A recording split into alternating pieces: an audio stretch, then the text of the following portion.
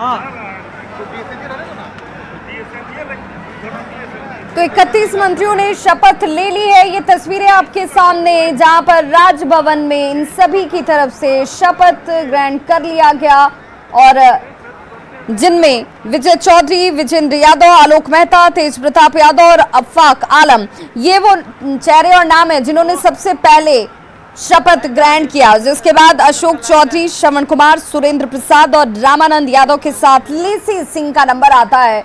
एक एक करके जिन 5-5 लोगों के लिए शपथ ग्रहण को लेकर तैयारियां, नाम तय किए गए थे कि किनके साथ कौन और क्या, किसके बाद किसका नंबर आने वाला है, तो वो पूरी तस्वीर साफ हो चुकी है। राज्यपाल ने इन्हें पद एवं गोपनीयता की शपथ दिलाई।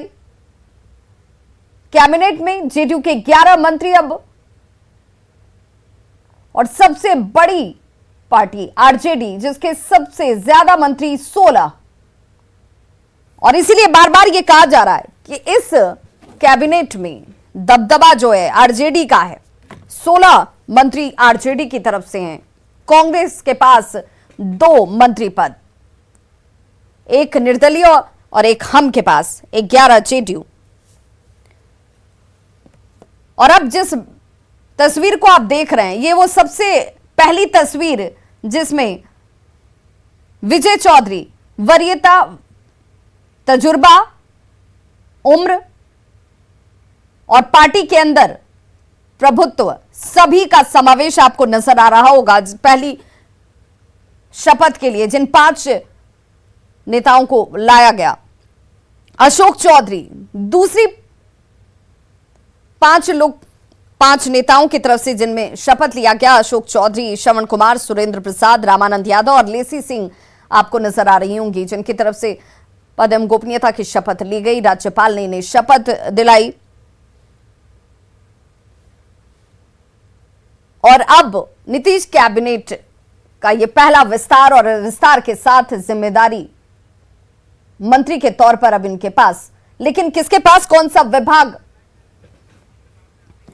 और हमारे सहयोगी अमित लगातार हमारे साथ राजभवन के बाहर से मौजूद है। अमित, शपथ ग्रहण पूरा हुआ, दायित्व अब इनके ऊपर मंत्री के तौर पर बिहार के विकास को रफ्तार देने की।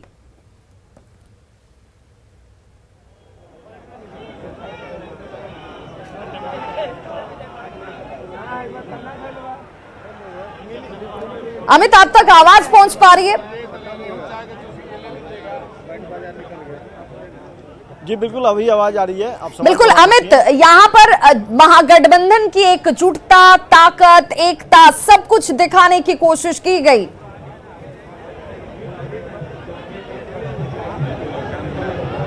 जी देखिए, बिल्कुल जिस तरह से मंत्रिमंडल में शपथ ग्रहण समारोह था, जिस तरह से आरजेडी और जेडीयू के साथ साथ कांग्रेस के विधायक जो हैं वो खड़े थे, 5-5 की संख्या में जो है वो मंत्री पद की शपथ दिलाई जा रही थी राज्यपाल के द्वारा, और उसमें तीनों पार्टी के जो विधायक हैं वो हर जो बारी थी उसमें शामिल हुआ करते थे। तो जाहिर सी बात है, इससे यही मैसेज देना चाह रहे हैं महागठबंधन के घटक के लोग कि हम पूरे तौर पर इंटैक्ट हैं, एकजुट हैं, और कहीं ना कहीं ये तस्वीर जो है वो महागठबंधन को मजबूती जो है वो दिलाने के लिए भी साबित हो सकती है। हालांकि ये कहा जा रहा है कि अब मंत्रिमंडल का जो विस्तार होगा, चूंकि मंत्री ने तो शपथ ले लिया, लेकिन बात अब रह गई विभाग बंटवारे की। विभाग बंटवारे में इसी तरह की सुखद तस्वीर जो है वो नजर आती है, नहीं आती है, इस पर भी सबकी नजर है, क्योंकि जो विभाग का आवंटन होगा तो जाहिर सी बात है कि कोई भी दल नाराज ना हो, चाहे कांग्रेस हो। कांग्रेस से चूंकि 2 ही मंत्री आए हैं बन करके जिन्होंने शपथ लिया है, आरजेडी से मंत्री जो हैं उनकी संख्या सबसे अधिक है, जेडीयू से भी जो मंत्री हैं वो पुराने ही मंत्री हैं। तो लगभग कहा जा रहा है कि जो पुराने विभाग हैं वो सभी मंत्रियों के पास एडिस्टीज रहेंगे, यथावत रहेंगे।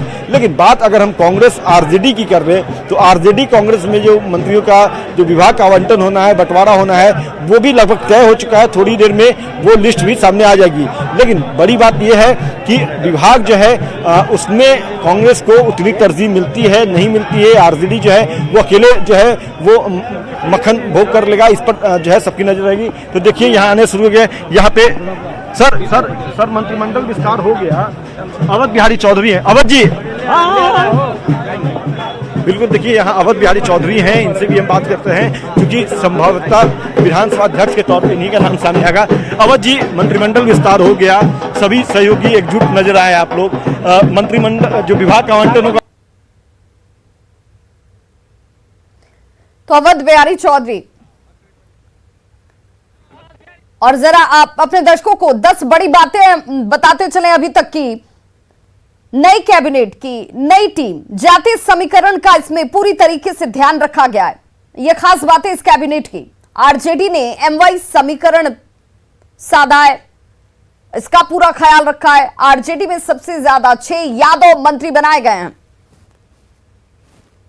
आरजेडी से 3 मुस्लिम लोगों का प्रतिनिधित्व यहां पर मंत्री के तौर पर। क्षेत्रीय समीकरण का भी पूरा ख्याल इस कैबिनेट में, जो नई कैबिनेट बनी है, उसमें रखा गया और सभी क्षेत्रों का प्रतिनिधित्व हो, उन इलाके के लोगों के बीच एक बड़ा मैसेज जाए, इसकी पूरी कोशिश की गई है। जेडीयू में जातीय और क्षेत्रीय संतुलन दोनों बनाने और बैठाने की कोशिश की गई। समाज के हर तबके का प्रतिनिधित्व जो है वो यहां पर इस मंत्रिमंडल में दिखे।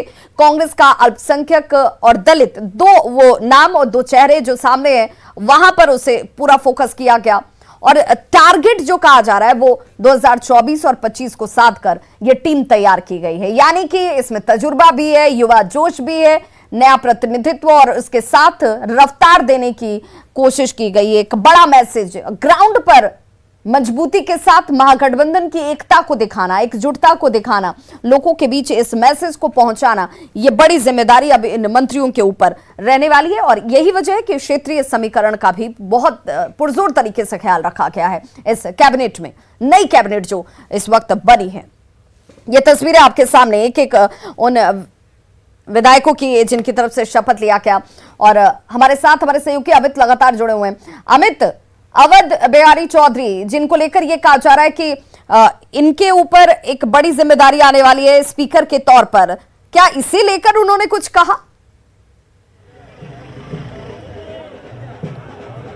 जी बिल्कुल, देखिए उन्होंने साफ तौर पे कहा कि इसकी जानकारी वैसे तो मुझे नहीं है, लेकिन हाँ, अगर ये जिम्मेदारी मुझे मिलेगी तो निश्चित तौर पे इसका निर्वहन करूंगा और इसके लेकर के स्ट्रेटजी भी है। लेकिन सबसे बड़ी बात है कि अवध बिहारी चौधरी जो है वो काफ़ी पुराने नेता हैं और उनका नाम जो है वो अध्यक्ष के तौर पर, विधानसभा अध्यक्ष के तौर पर सबसे ऊपर है। तो जाहिर सी बात है कि वो तस्वीर भी जल्दी साफ होगी। वो दर्शकों को वो खबर भी सबसे पहले निगेटिव बताएगा कि अवध बिहारी चौधरी जो है वो अगले विधानसभा अध्यक्ष चुन लिए गए या उनसे जुड़ी हुई जो खबरें वो बताएंगे। लेकिन सबसे बड़ी बात है कि जो विभाग का आवंटन होगा तो आरजेडी के प्रवक्ता भी हमारे साथ है, पूर्व प्रवक्ता हैं। ये बताइएगा कि जिस तरह से तस्वीरें अभी नजर आई, सुखद तस्वीर कर सकती हैं आप, लेकिन ये तस्वीर जो है ललन सिंह है। ललन सिंह से पहले बात करते हैं। सर पूर्वे जा रहे, पूर्वे जीतेंगे बाकी। ललन सिंह भी कुछ खास नहीं बोले, अभी सब बचना चाह रहे, लेकिन आप बताइएगा जो विभाग का बंटवारा होगा उसमें भी एकजुटता नजर आएगी पूरे तौर से, सभी का ख्याल रखा जाए। देखिए, निश्चित रूप से जो तस्वीरें भी देखने को मिल रही है, क्रमबद्ध जो है, पहले दिन आपने देखा कि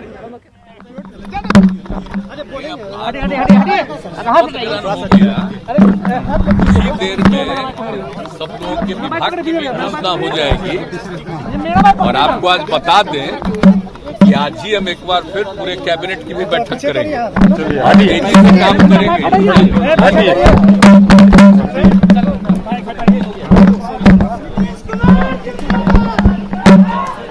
तो नीतीश कुमार इस वक्त श्री नीतीश कुमार और deputy chief minister Shri Tejashwi Prasad Yadav ji के नेतृत्व में जो महागठबंधन की सरकार बनी है, मंत्रिमंडल का जो विस्तार हुआ है बिल्कुल संतुलित है। लोगों की, आम आवाम की जो आकांक्षा है और खास करके नौजवानों की जो आकांक्षा है वह पूरा होगा इससे। इसलिए आपने देखा कितना बड़ा उत्साह पूरे बिहार के जंजन में है। बिल्कुल, देखिए ये कह रहे हैं कि उत्साह है बिहार के जंजन में। ऋतु जायसवाल भी हैं हमारे साथ। ऋतु जी, जो बातें कही जा रही है कि इस सरकार की आयु काफी कम है, लेकिन यहाँ पे जो तस्वीर है वो इससे उलट नजर आ रही है। कौन कह रहा है? कह तो हो रहा है ना, कल तक सत्ता में थे और आज बाहर हो गए, तो भाई विपक्ष को कुछ बोलने दीजिएगा या नहीं। आप विपक्ष में हैं तो मुंह बंद करके तो बैठेंगे नहीं। विपक्ष का तो काम ही होता है बोलने का, और वो भी उस विपक्ष का जो अभी अभी सत्ता की मलाई खा रहे थे कल तक, और आज एक झटके से वो मलाई निकाल के फेंक दी गया, तो उसको तिलमिलाहट तो होगी। तो वो कई तरह के आरोप और प्रत्यारोप करेंगे, इसमें तो कहाँ कोई बात है। ढोल नगाड़े बज रहे हैं, पटाखे भी जलेंगे रात में? अरे निश्चित तौर पे सारी खुशियों का वक्त है। अब समझिए कि बिहार की जनता ने जो सपना देखा और सबसे ज्यादा सीट दे करके राष्ट्रीय जनता दल को वो मुख्यमंत्री के रूप में तेजस्वी प्रसाद यादव जी को देखना चाहती थी, लेकिन किस तरह से सरकार में जो गलतियां हुई पूर्व में उसको सुधार करके एक अनुभवी मुख्यमंत्री और एक युवा का नया चेहरा, ये दोनों मिल करके जब बिहार को चलाएंगे तो एक अलग ही मजा आएगा। देखिएगा कि किस तरह से बिहार का एक एक करके सपना पूरा होता है, चाहे वो रोजगार का हो। देखिए यहाँ पे ढोल नगाड़े भी बज रहे हैं और जो आरजेडी महागठबंधन के कार्यकर्ता जो हैं वो बेहद उत्साहित नजर आ रहे हैं। देखिए किस तरह से जो ढोल नगाड़ा है वो यहाँ बज रहा है, लोग भांगड़ा कर रहे हैं।